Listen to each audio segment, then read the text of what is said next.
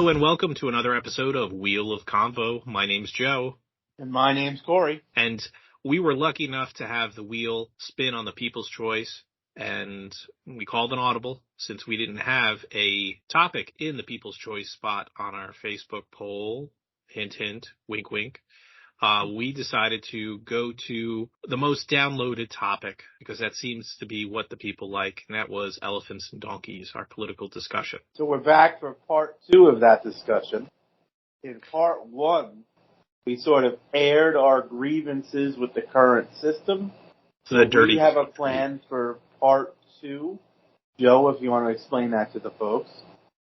Well, part 2 is going to be the solution.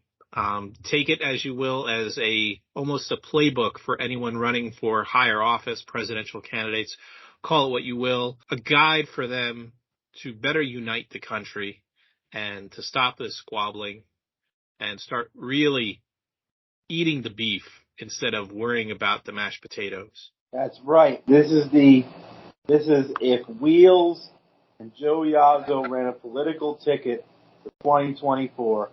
This is the 10 poles of what that would look like.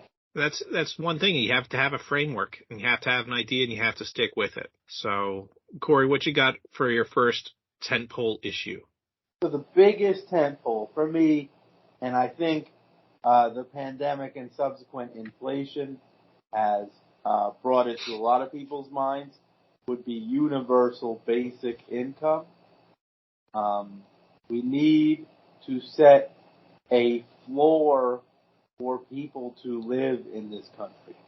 Right now, the floor is coming out from underneath people, and it's coming out from underneath more people than ever before. 70% of people, at least, are living paycheck to paycheck. 30% of people making more than $100,000 a year are living paycheck to paycheck. We need to address that. If people are more comfortable with money in their pocket, that's the big step one. Yeah, people have more money in their pocket, more security. They're going to be able to, one, invest it into other things, actually start growing their other sources of income. It's been proven if money and financial matters were taken off the table that you would get a relatively robust economy. So doing that would actually stimulate the economy instead of stagnating it. The only thing is that there would have to be some safeguards put into place. For sure.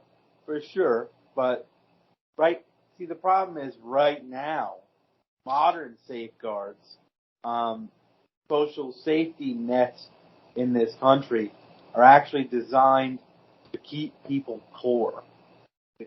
Universal basic income, even with, safeguards in place, they don't, like I said, it sets a floor for people.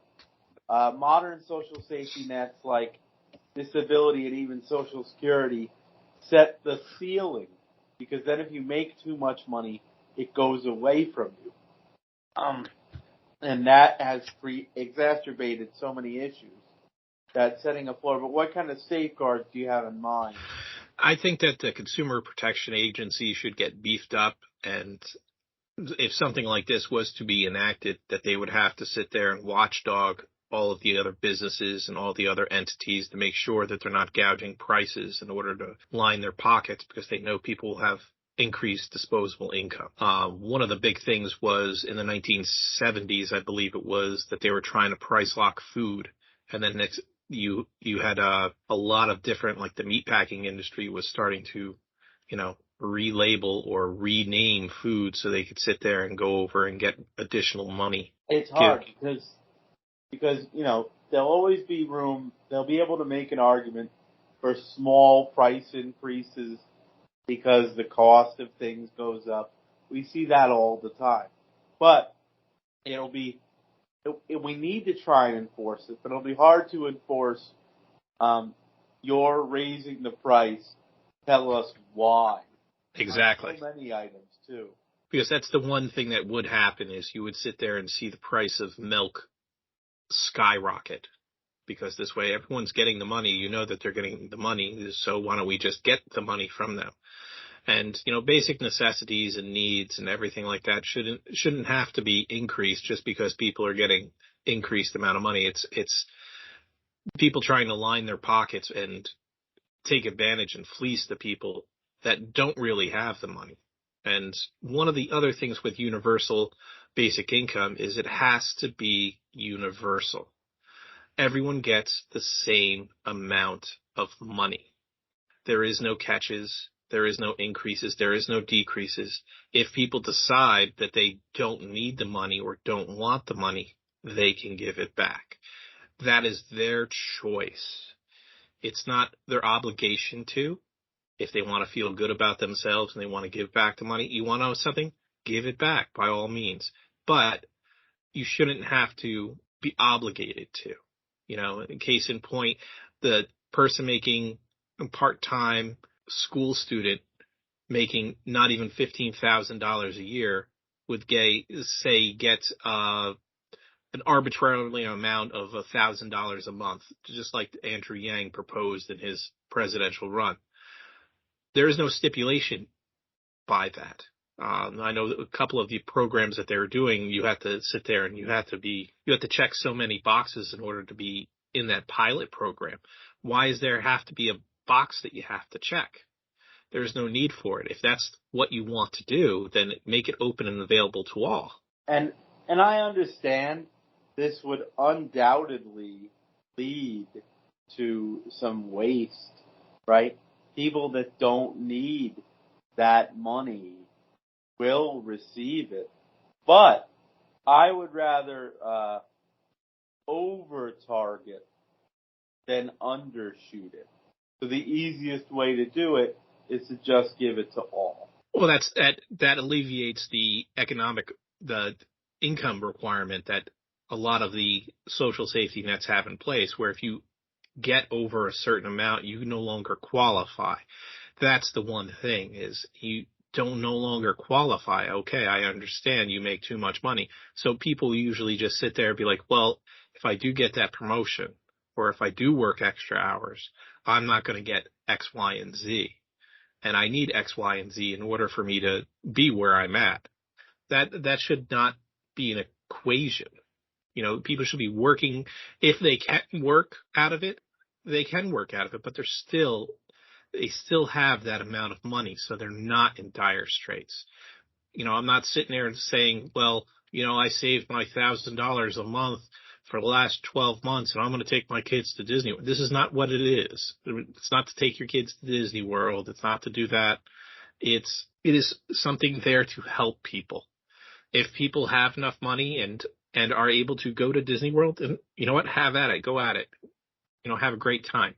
But, what about those people that actually can use it for, that month's rent or need to get their prescription medicine? There is more greater purpose to that than actually sitting there and the waste that people would say it would do.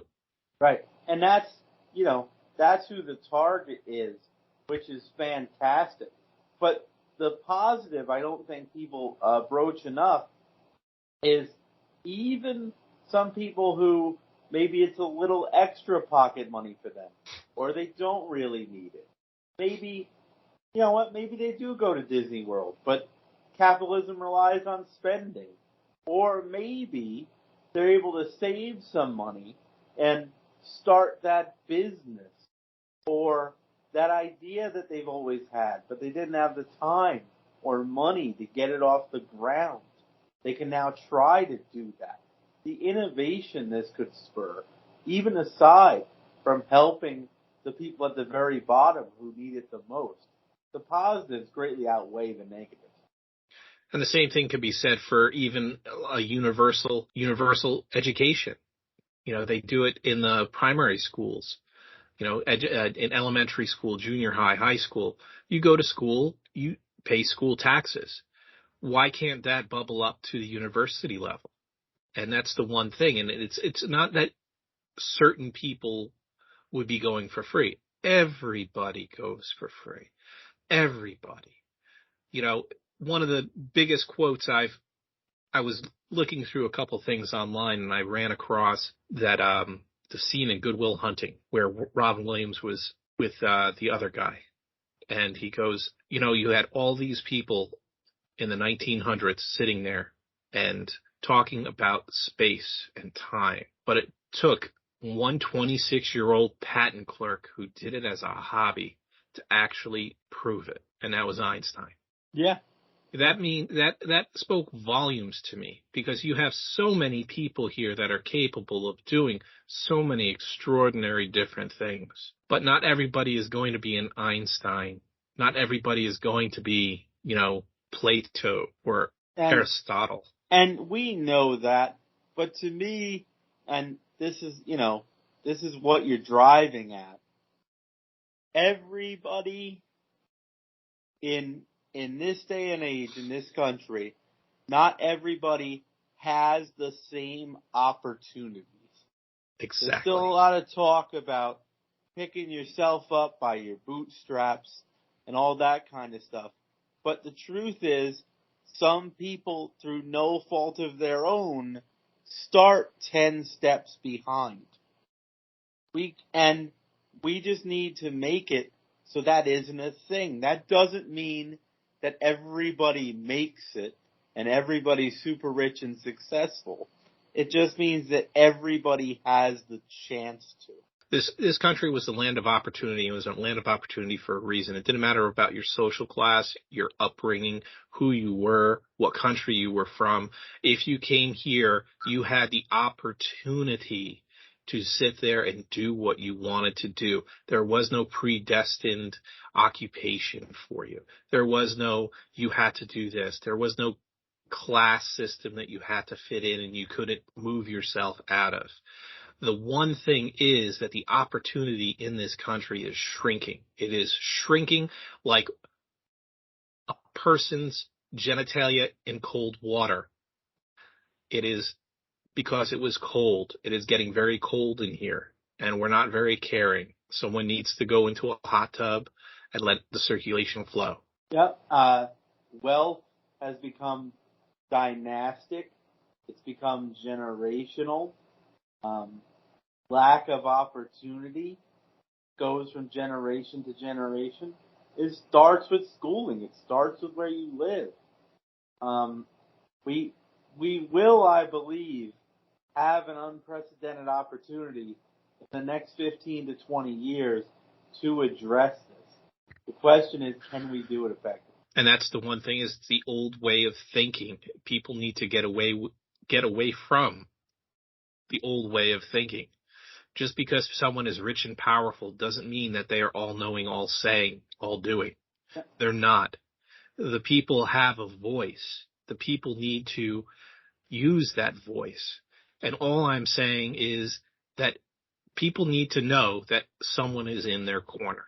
And if a candidate actually comes out and speaks like that to bring people together. We were talking a lot about in the last Elephants and Donkeys episode about Reagan and what Reagan did and how he acted. That is what this country needs. They need someone to sit there and say, you know what? I know things are rough, but if we all come together, we can do it.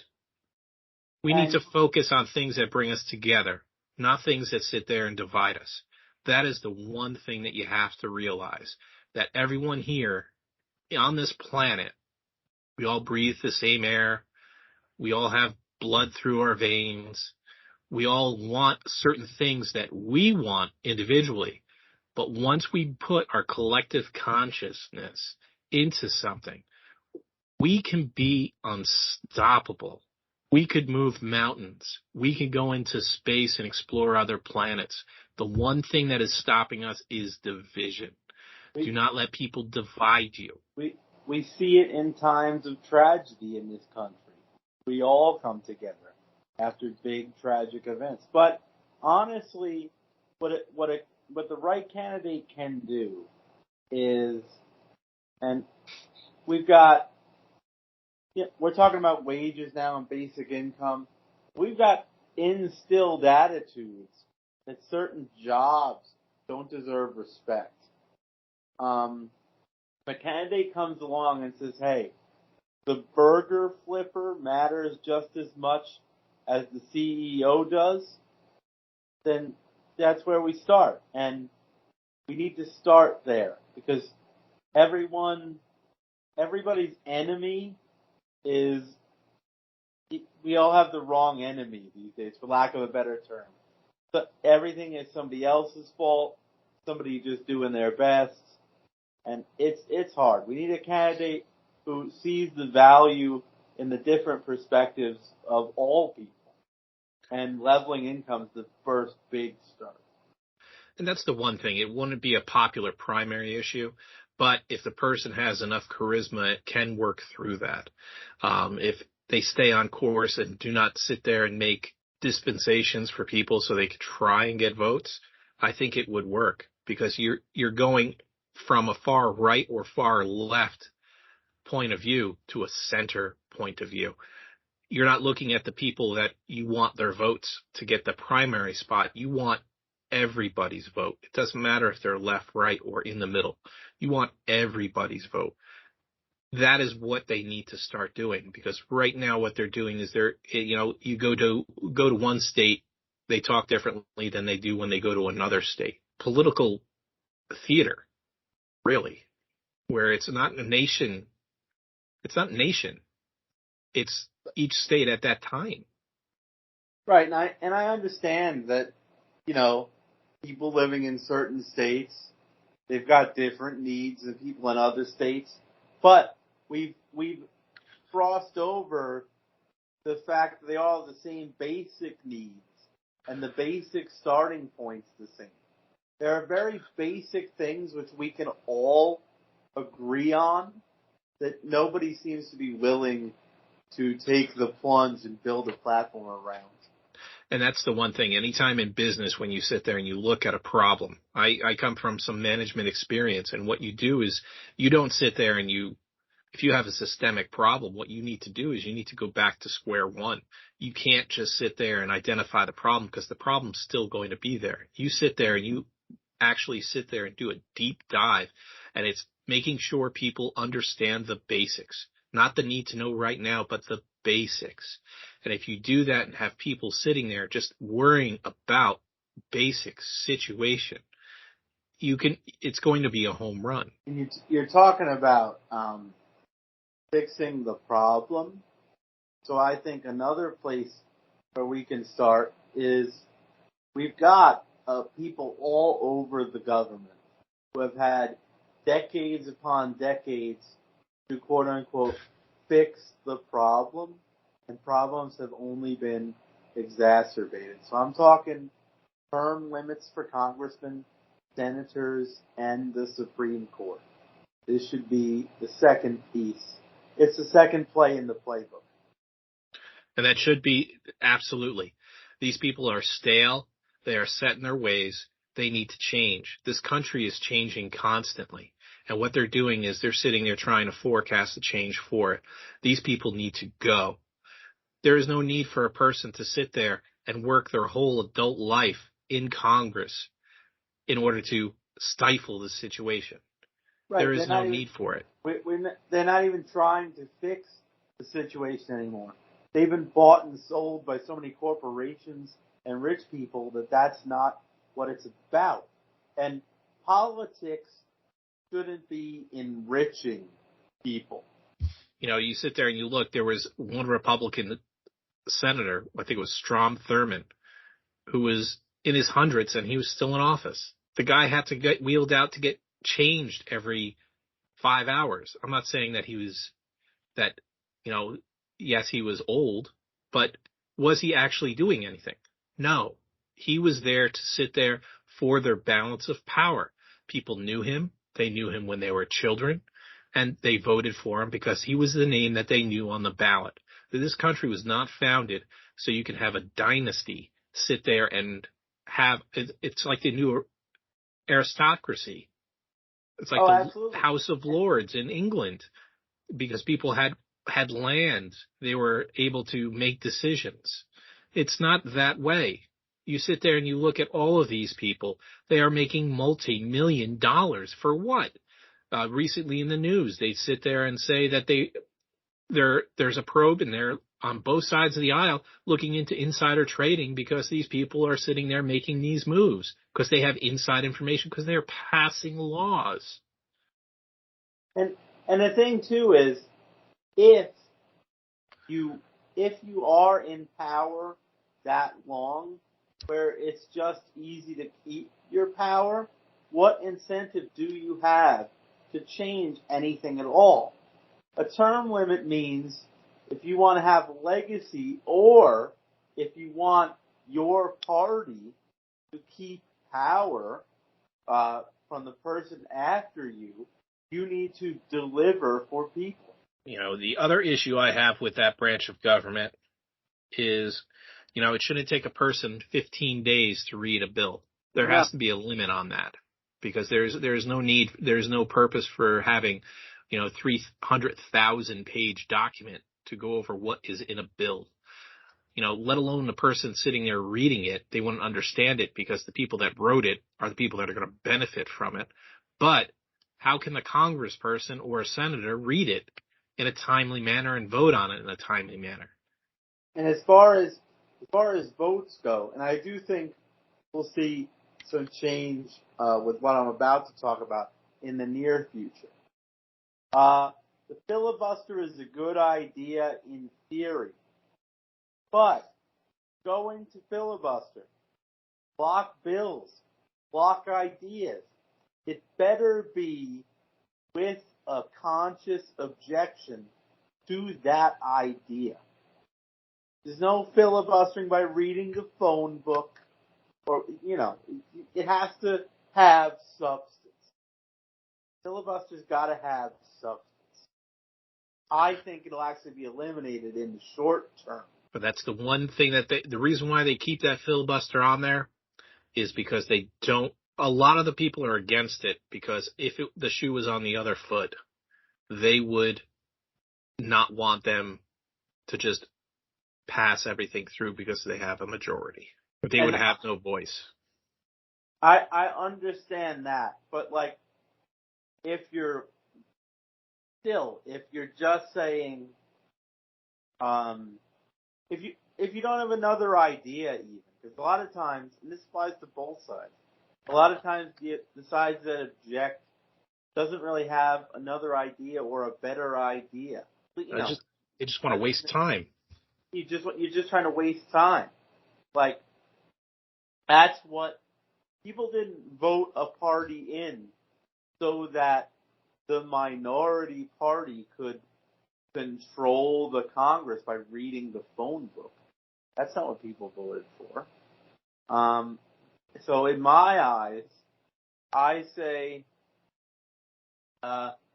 12 years for House of Representatives and Senate, and you can move up from the House to the Senate and serve 6 terms with a move up, and I'll give 4 more for a Supreme Court justice, because that might be the worst of them all, because it is, I mean, yes, it winds up happening a lot in Congress, but we're talking about a literal lifetime appointment here.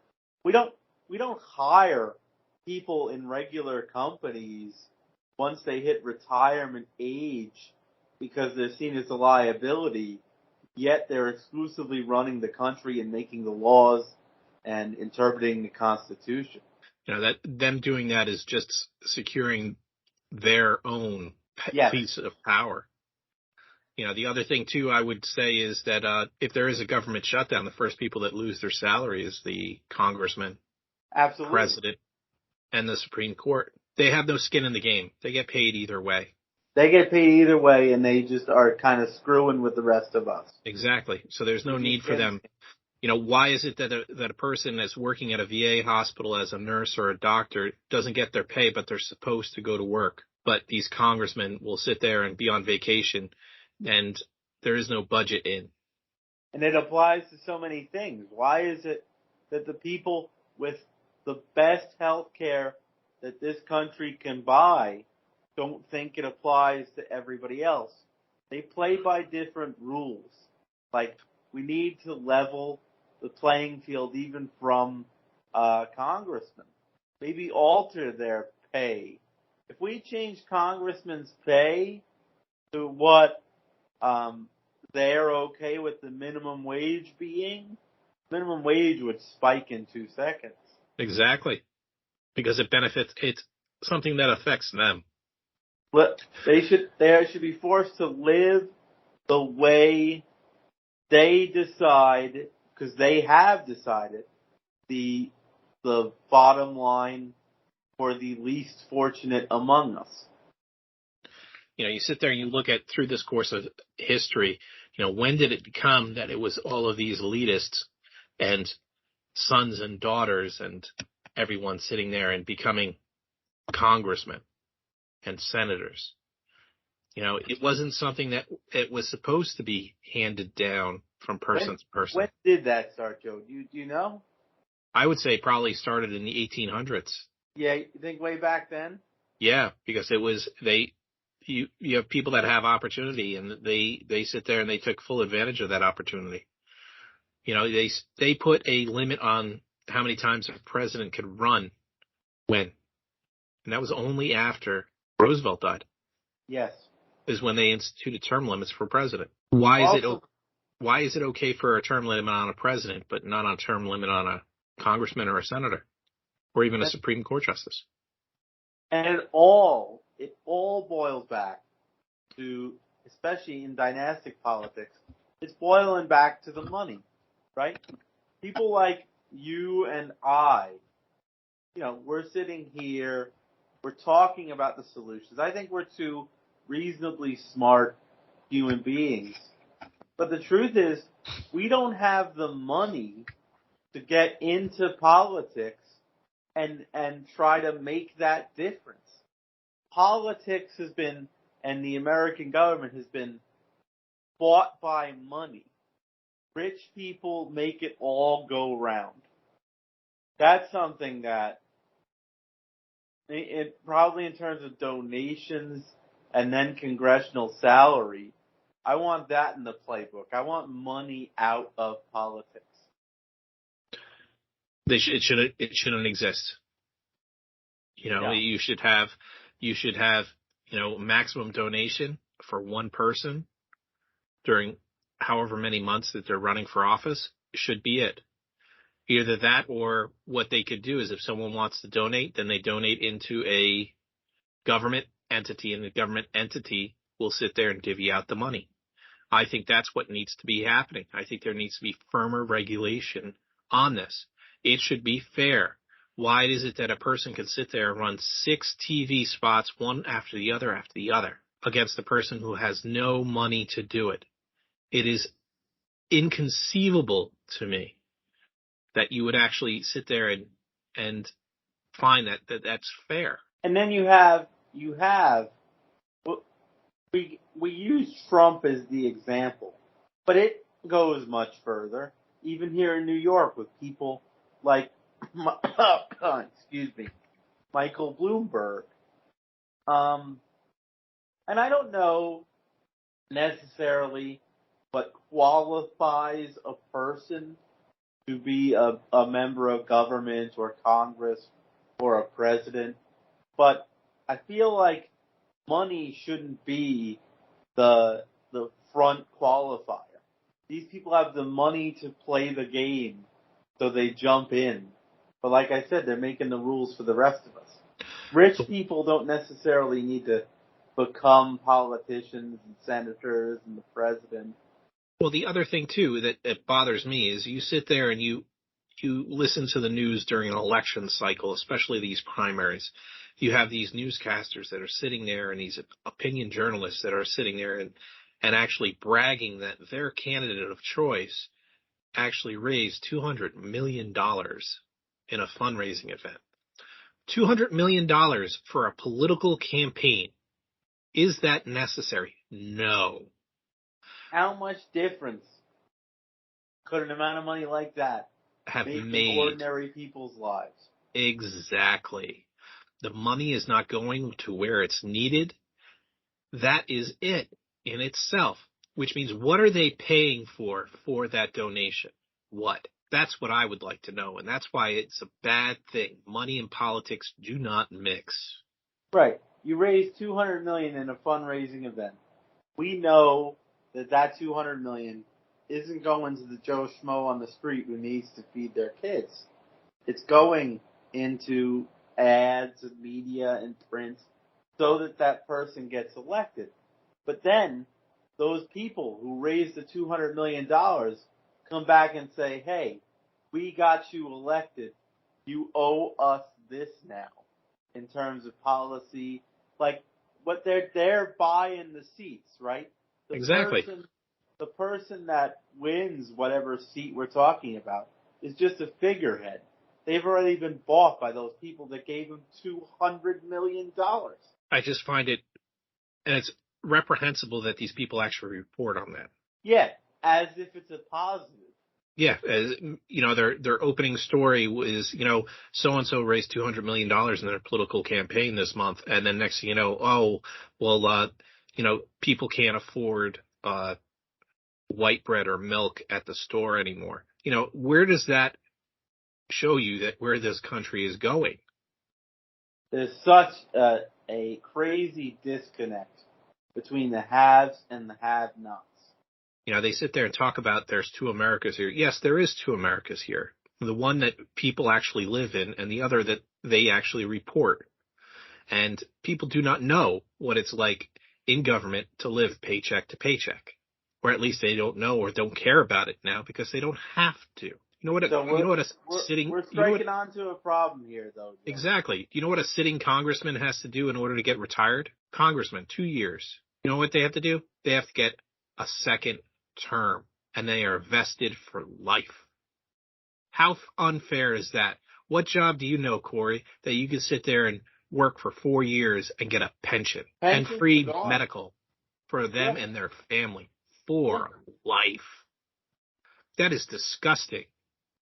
And on top of that, talking about how gross it is, we've already touched on how many of these people make the money to where they don't need that benefit. The benefit of free medical and a pension is going to the people that don't need it. It's despicable. And that needs to get looked into. So here's the thing.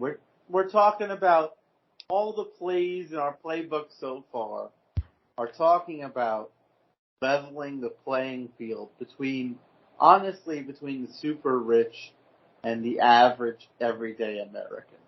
But we already can't get the super rich to pay their share. How do you get it done, Joe? You do it by a flat tax. Flat tax. So we're talking, let's use 10 as a number. 10%. Of whatever income you bring in is taxed. Exactly.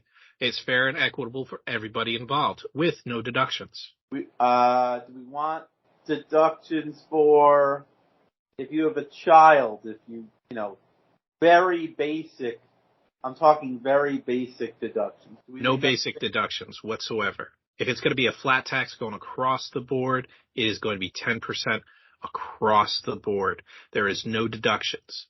And ideally, when we combine that with basic income, we won't need the deductions. Maybe we can do that. If you are a parent, your basic income goes up by X amount per child under 18. Yeah. We could do that as opposed to a tax deduction. And we could leave the flat tax in place. Say you get an extra, let's call it $300 per month. Well, the thing is this: you want to charge a 2-year-old with basic income tax, would you? So that's a good question. We didn't broach that. That's the thing is, you would sit there. In your proposal for basic income, does it start? It starts at birth. At birth, you get the income. At birth, as soon as you get issued a Social Security card, at birth. Okay. That first month that you're alive, you get it.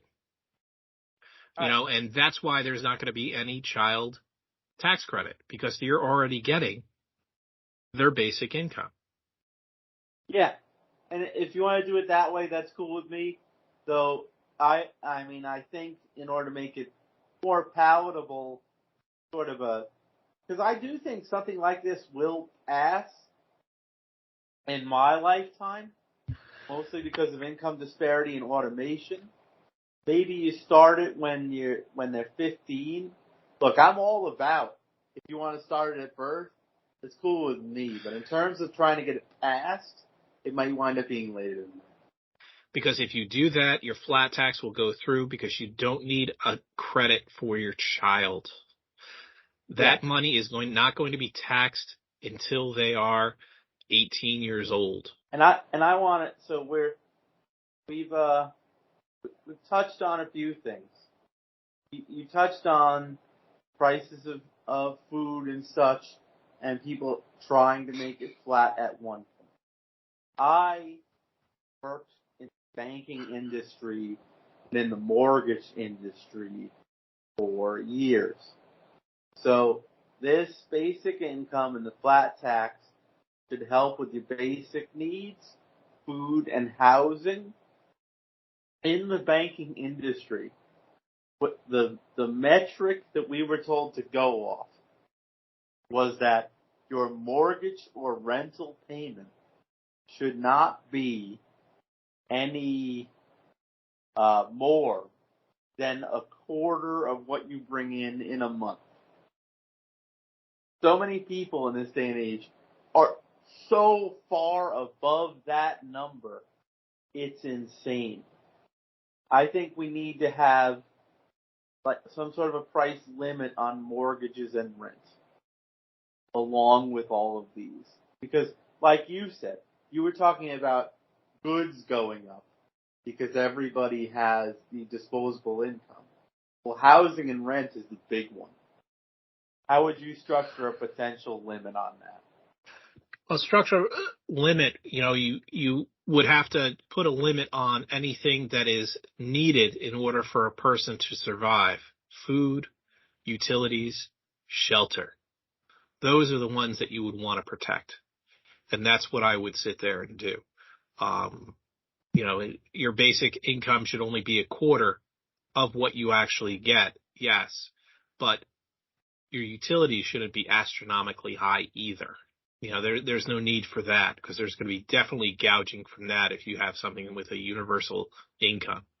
The other thing. Right now we live in a world where landlords are profiteering at a ridiculous rate.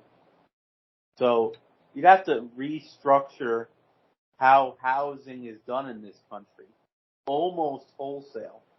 A lot of available housing and apartments bought up by micro investment firms. Yeah. And sold way over what they bought it at. There's so much that needs to be done, but it all boils back to giving everybody the same chance at the starting gate. That's it. That's all. You need to reset everything back to zero as far as everything goes. What you know before, it's not going to happen anymore. What was it? The other thing that we were talking about was defense spending. Did you want to touch upon that? I mean, defense spending, it honestly is something like that the U.S. spends more on their military than the 30 countries below them. So the truth is, when people ask how all these programs and such should be paid for, people act like the money isn't there. Like, I had to break it to them. It's already there. The money's already there. It's just being poorly spent. And I'm not saying that we don't need defense. I am saying that just by reducing its spending, we could pay for a lot of things. Well, the other thing, too, that I feel defense spending should be spent on the future protection of our country. It shouldn't be something that is, banded about on these pet projects or anything like that. You sit there and look at it. We live in a very technologically advanced society right now. We could be, instead of sitting there and sending sons, daughters, brothers, mothers, fathers out to war, we could sit there and almost have a purely mechanized military if we needed to. You sit there and you realize that we are almost, as a as a species, able to do something like that. Yeah, we're able to eliminate the human cost of war. So why are we sitting there and not only worrying about recruiting people, why aren't we making innovations so we don't have to lose any more people? One thing that my heart goes out to anyone who is a veteran and who has ever lost anybody. But in my mind, staying in a war because of money spent or lives lost is not a good reason for me. It's just a recipe for more of that. Exactly. So more money and more lives lost. Why is that in the equation? We only lost this many people, but we can lose this many more. When is human life have value to these people?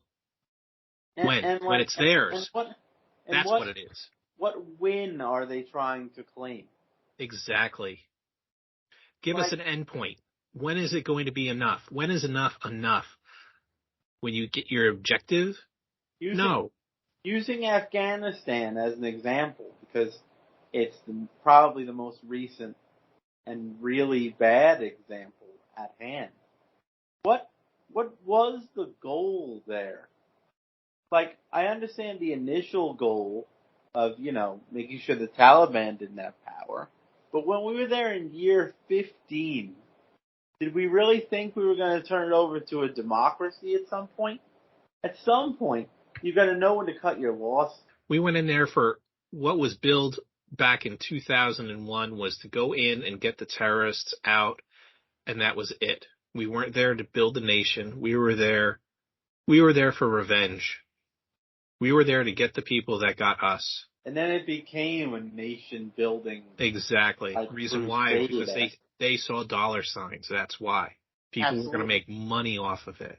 And you're making money off of the bodies of innocent American, basically children. Exactly. And that has to stop. When is enough enough? How much killing and death do people need? Just for the record, I looked up the number while you were speaking. 2022 United States defense budget. You got to guess? It's up in the billions. $777.7 billion. Yeah, that's a lot of mouths that could have been fed. So you're telling me if we make that number, even something still insane, like $200 billion, which is still a crazy amount of money, and we have $500 million in the budget to play with. None of this is as expensive as people think it is. The money's already been allocated. Just been allocated terribly. You're telling me we wouldn't have a strong military with a $200 billion per year budget? I don't buy that for a second. Well, that's the one thing is if you were in the 1950s and you gave a number of $200 billion, it's like that scene from Austin Powers where they just laughed at him. Yeah, absolutely. And then next thing you know, he got thought out and he says, I want $1 million. And they're like, okay. They laughed at him again because they're like, that's nothing to us now. I mean, I get that it's not like, there's obviously a drop between that number and 200 billion. But I refuse to believe that $200 billion couldn't give us a strong military. If it was used the right way, it could. It absolutely could. Like that's enough. You want to go 300? Fine. But the thing is this, how many lives are lost with a $777 billion budget? That's the thing I'd like to know. More people than has ever been lost before. Yeah, and it keeps climbing. We can allocate so much of that, and yes, technology is expensive, right? It would be a huge part of the budget. But you're talking about the elimination, perhaps, of the salaries of a lot of human beings, on top of, them getting to live. And be productive members of society. Yeah. And not memories. not something that someone has to put a wreath on every Memorial Day. How much is that worth? How much is that worth? Let's Like get if, the human toll into this real quick here. All like, right? like we talked about this, obviously at the beginning of the episode, we've been referring to it as a playbook for a future presidential candidate. I don't know of any single voter under the sun who, if a politician said, I will make sure that your son does not have to die for this country on foreign soil, nobody is not going to support that. No one. No one. That's a unifier. That's a unifier right there. It is one of the only things that everybody in the country holds to some degree of reverence. Some people don't like the amount spent, but anybody who dies at war, the respect is there from all of us. What was the other thing we were going to talk about too? Because we went deep on that one. We did. That's what we do here at Wheel of Combo. We go deep. We're not. Sometimes we've got an outline and we run way past that outline and into a tangent, which we enjoy. We hope you enjoy it too. So we touched on term limits. We've touched on defense spending, and your universal basic income and the basic needs. But do you have maybe one more thing that the ideal candidate would focus on in your eyes? Social Security. Social Security has to be something that they need to focus on as well, because it's been band-aided about far too long that Social Security needs to either be gone away or needs to be restructured. Social Security doesn't need to be restructured. What it needs to be is actually followed and put in place. And it needs to be enough. Like you and I used to work, well, you still do. We worked for the same retail giant that shall not be named. It's like Baltimore. I can't tell you how many of our coworkers were of retirement age, and this was what we call a retirement job. That's not even bringing on the potential long-term viability of Social Security, which is in genuine danger, and we need to address it. But the truth is, right now, it doesn't provide what it's supposed to for the people currently receiving it. They have to go to work because it doesn't afford them what they deserve, honestly, because of retirement. Exactly. And that's what it is. It was there for people so they didn't have to sit there and worry about where their paycheck was going to be coming from, or not have to. Our life expectancy in this country has grown remarkably over the last 50 to 60 years. Tremendously. Where people weren't living as long. And that's why they keep moving up the Social Security age. That's part of the problem that I will honestly say was kind of unavoidable and hard to plan for, right? Yeah. As people lived longer, there are certainly people who have taken out more in Social Security than they ever put in. And that is something of an issue. But the truth is, it was borrowed from by Congress, and they don't care to shore it up. More people in the Congress day and age want to see it go away than be shored up, because they don't care if you're working when you're 80, which is crazy to me. Now, just imagine that if a person went on Social Security and had universal basic income. Just imagine how better of a life that they would be and have. So you've got that, and then of course, if you have that basic income from the start, maybe you begin your life with some money in the bank. Exactly. Which nobody does now, right? Everything gets easier. And yes, I know there's a segment of voters in this country who believe that because they had it difficult, the people after them should too. But that's never how I felt. If I had it tough, I don't want the people after me to have it quite as hard. That's what I feel like my job is, to create a better path for the people that come after. That's the thing is, so many people are capable of so many different things. And you get these obstacles out of the way, it allows people to grow. It allows people to innovate. It allows people to make things, do things, inspire people, do things, live fulfilled lives. Why does everything have to be so difficult? Because it was difficult for the person before you. It doesn't have to be that way. No, and it's not a handout if somebody has not as hard a time. That means you've done your job well. I'll use a very personal example because we talked about this when we worked together. The company that we work for, I spent the better part of the 2 years I was there working on accommodations to make my job easier because I was in a wheelchair. And I said this to you probably countless times, and management even countless times. And I honest to God believe that those accommodations weren't just for me.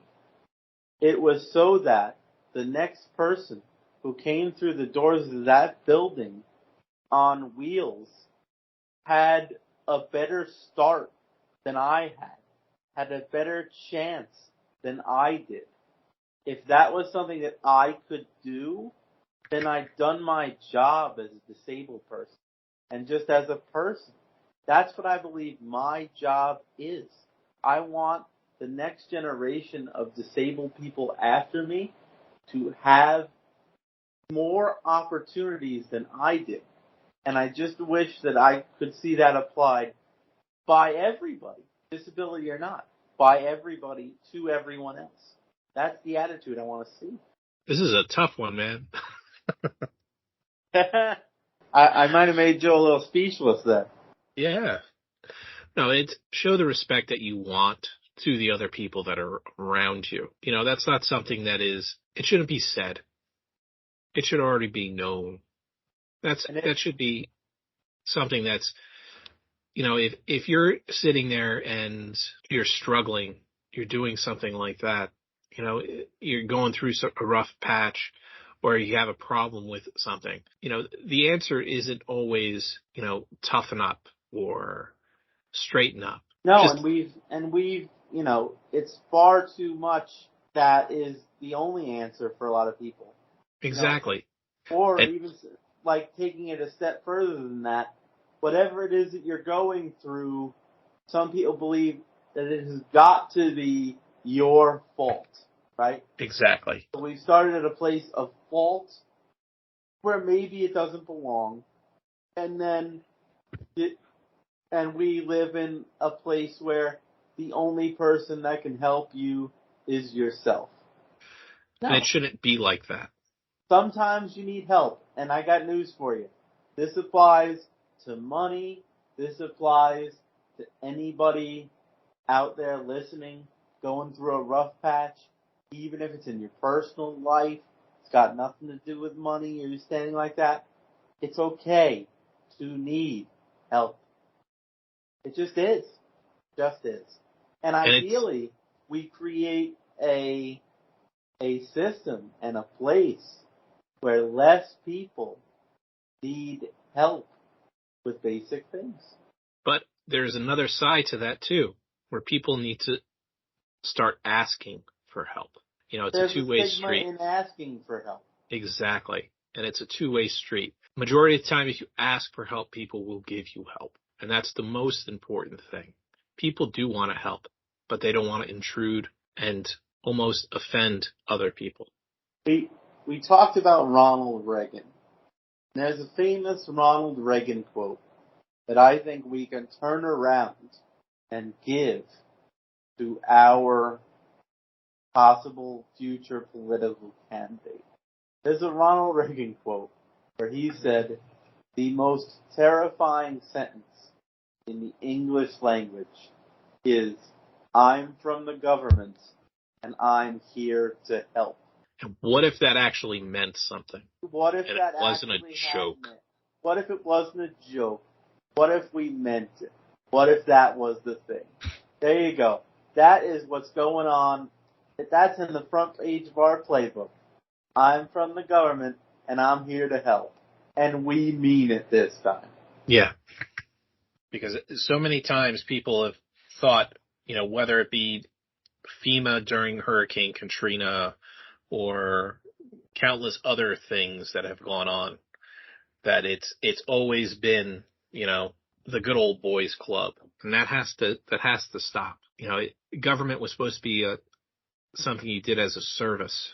And I touched on that earlier. It's not a service anymore. You enrich yourself. Exactly. And that's the problem with it. And it has to turn back to a service. You're servicing people as a representative of the government. And these people, anytime you talk to a congressperson or a senator, you know what they say? Well, my seat. It's not their seat. It's our seat. It's our seat. It's the people's seat, which means the people decide who sits in that seat, not the person that's in the seat. What they need to do is they need to learn a lesson. They're not all important. The people are. But, hopefully that doesn't go on to deaf ears. We deserve better as a country. We sure do. And I'm not sure that anything we've said tonight come to fruition in the short term, but I'd like to think we laid out a guideline and a path forward. And I hope that someday, sooner rather than later, we see some of that. But it's true. We do deserve better from our elected officials. But in order for us to get better from our elected officials, we need to actually start treating each other better and stop worrying about the stuff that they're throwing in front of us to try and confuse us from what the issue is at hand. Sure, they want you fighting about and I don't want to say stuff like gun laws and that are small stuff, which by the way is something that we didn't touch on. Well, we could touch on that now. I think we're going to be going a little bit over. That's fine. I think this topic deserves to be over a little bit. I agree. So you wanted to talk about the gun laws? Well, I think that, it's another common sense place where a lot of people, you talked about in the last episode how you only hear the loudest voices on an issue, right? Yeah. You said that you only hear the loudest voices. They drown out people in the middle. I got that. Gun laws, so many people are in that middle. Like, it's a wide swath of people who just want common sense background checks, limits on the type of weapon you can own. It's like we need to make it so kids don't go to elementary school and get shot up. Like, I don't want to make it sound overly simple, but to be honest with you, it kind of is. It just kind of is. But it gets convoluted because they turn it onto their own narrative than what it's supposed to be. And that's issue with not only gun control, but a multitude of the different issues. We talked about money in politics. That's a big one. The NRA is a big one. But that's, you sit there and you take it as another face value. If these things got fixed, and that's a big if they got fixed, then the issue goes away. Then it's like they are not needed anymore. Yeah. That is what they are doing. They are making themselves needed. And it happens on both sides of the aisle. I'm sorry, but if you sit there and you look at the most left-leaning senator and the most right-leaning senator, do you want to know something? They probably go to dinner 2 nights a week. If they don't have a problem, they don't have a problem with each other. They're doing a show. They're doing that show for their supporters so they could get reelected because they've been in it so long and they don't know what else to do. Most of them have law degrees. Do you know how many cases they tried? Zero. None. Yeah. None. Zero. It's an empty degree. Empty. Why? Because they've never lived in the real world. Well, take a look at these people's resumes when you're sitting there pulling the lever for them. What are they doing? What have they done? And I could tell you right now, it is nothing. These people are nothing but bottom feeders. They need to go. All of them, left, right, and in the middle.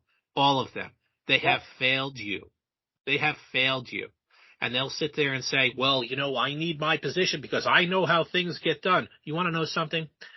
That's why there's a parliamentarian in those offices. So guess what they do? They tell them how things are supposed to be done.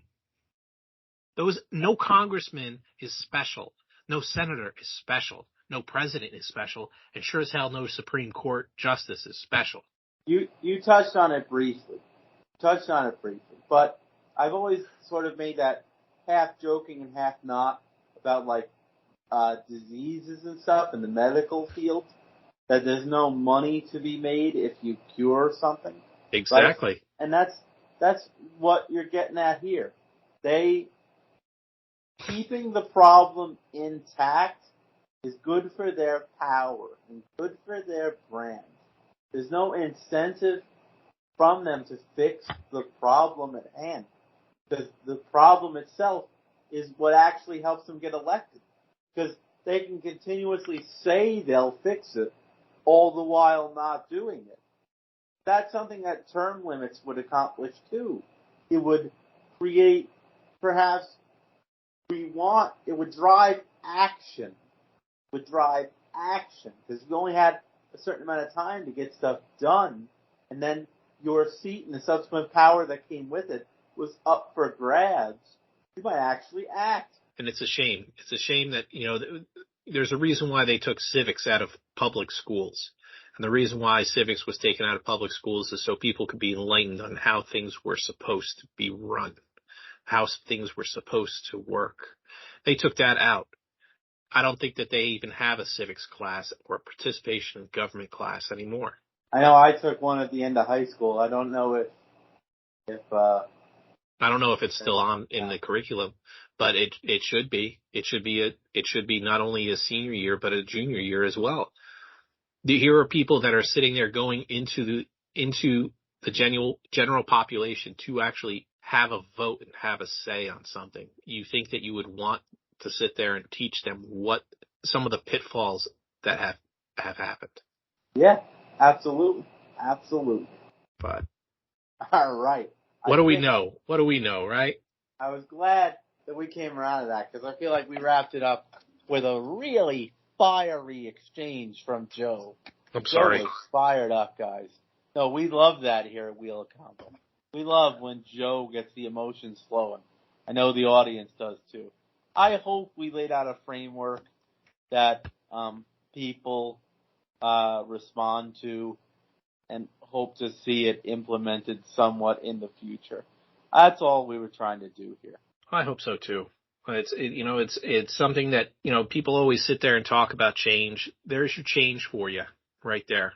You could take it or leave it, but you want stuff to actually happen. You have to sit there and get majority of people on it. There is no, I don't care if you're, a Republican, Democrat, Independent, a Whig party member. I don't care, but it's something that needs to be done, and it's something that needs to be tapped into because we need to start moving this country to the center. There is no left. There is no right. We all live in this place together, and there's no need for us to be living like the way we've been living these last couple of years, because it's a sin that we are. So, The Rock, if this somehow makes it to you, here's your playbook, my friend. I will smackdown on the political process. Got your running mate with Corey. I'm willing to come aboard. And not that I think they'll ever elect somebody on wheels to any position of power, but that's a whole nother matter. And I will gladly run your campaign. I will be your chief of staff, except we could rename it as Chief of Awesomeness. And the people's president. Yes, the people's president. I know he's doing Shark Week this week, but Rock, if you're listening, doesn't have to be 2024. I would say, you know what? You got a good thing going on right now. How about we make it 2040? I think that'd be good. 2040 would be good. And Yes. also, non-politically, if you're inclined to give us wrestling fans one more match, we'd really love it. Just putting it out there. And if I believe you will. And if you don't want to go into politics, then, come talk to us because we have a nice show that you could do on the Food Network in 2040. It's Smell What the Rock is Cooking. And I think that would be a hit as well. Absolutely. Bobby Flay gets the rock bottom at the end of an episode. That would be beautiful. Yes. Glad we were able to end it on a lighter note there. All right. Do we spin the wheel for the next episode? We will spin the wheel for the next episode, and let's see what that spin will be. Hopefully it's not one that we've talked ad nauseum about. Oh, Madman or Genius? That is going to be a spectacular episode, I have a funny feeling. Take a look at some people from history who have towed the line between both and decide whether they are a madman or whether they are a genius. It's a very thin line, people. Very thin line. Very thin indeed. We would know. Both of us straddle that line quite often. Actually, I think I went full madman just a few minutes ago, but You may have. But that's a different topic for a different show. Indeed. Maybe the wheel will spin on Why is Joe a Maniac? That's the next people spot, guys. That's it, right there. Why is Joe a Maniac? Once again, thank you for listening to the Wheel of Convo. I am Joe. And I am Corey. And may the wheel spin in your favor. Have a good night, everybody. And good night.